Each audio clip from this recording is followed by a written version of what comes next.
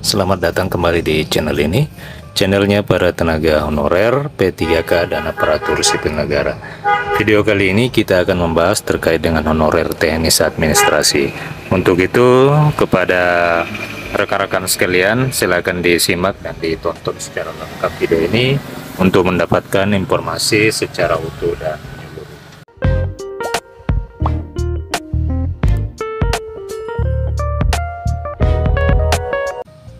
Rekan-rekan sekalian, Kementerian Pendayagunaan Aparatur Negara dan Reformasi Birokrasi saat ini telah merancang peraturan pemerintah tentang manajemen aparatur sipil negara.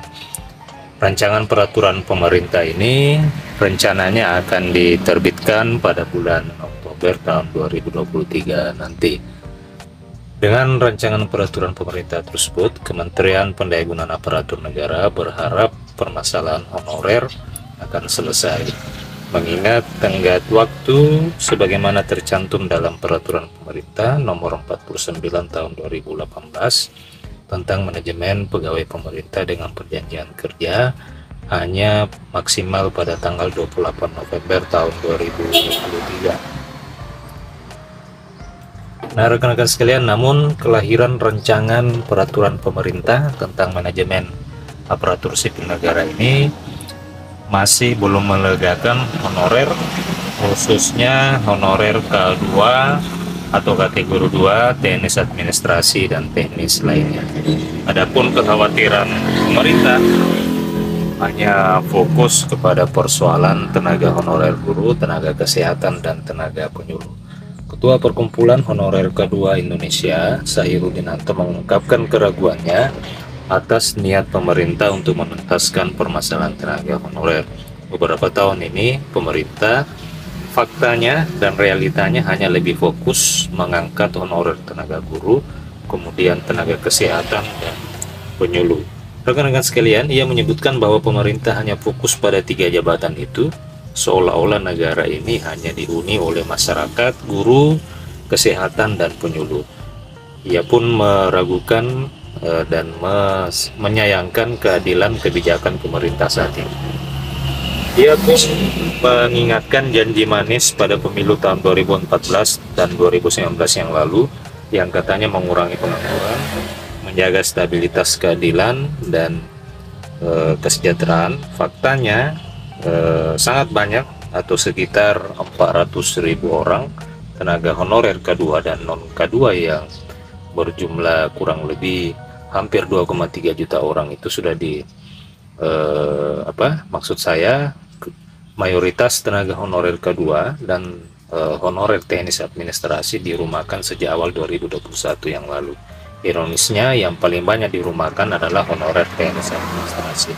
Nah, rekan-rekan sekalian, apakah dengan kehadiran rancangan pemerintah tentang manajemen aparatur sipil negara ini membawa kebaikan kepada rekan-rekan, atau kebijakan yang memihak kepada tenaga honorer administrasi?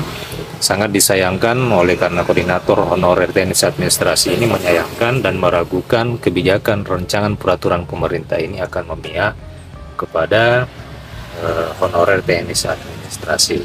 Rekan-rekan sekalian, sebagaimana diketahui bersama bahwa memang selama ini pemerintah hanya mengeluarkan beberapa kebijakan yang memihak kepada honorer guru dan tenaga kesehatan. Salah satunya adalah pemberian kebijakan afirmasi atau tambahan nilai bagi tenaga honorer K2, guru, dan tenaga kesehatan. Pemberian nilai ini setidaknya bisa membawa dampak yang begitu besar, oleh karena banyaknya tenaga honorer guru dan tenaga kesehatan yang lulus passing grade dan dapat diangkat menjadi pegawai pemerintah dengan perjanjian kerja. Sangat ironis dengan nasib rekan-rekan kita tenaga honorer teknis administrasi yang sampai dengan saat ini belum ada kebijakan yang memang memihak kepada rekan-rekan. Malah kalau saya bisa sebutkan, seakan-akan honorer teknis administrasi ini begitu berat untuk dapat lulus dalam seleksi P3K atau diangkat menjadi aparatur sipil negara, pegawai pemerintah dengan perjanjian kerja. Nah, rekan-rekan sekalian, semoga saja rancangan peraturan pemerintah ini, sampai dengan saat ini admin sendiri belum mendapatkan draft rancangan peraturan pemerintah tentang manajemen ASN ini, tetapi berdasarkan beberapa informasi yang kami terima, rancangan peraturan pemerintah ini setidaknya belum begitu membawa hal yang positif kepada rekan-rekan tenaga honorer, khususnya honorer teknis administrasi. Semoga saja kedepannya ada kebijakan yang memihak kepada rekan-rekan sekalian. Rekan-rekan sekalian, demikian informasi pada video kali ini. Terima kasih telah menyaksikan. Sampai jumpa di video berikutnya.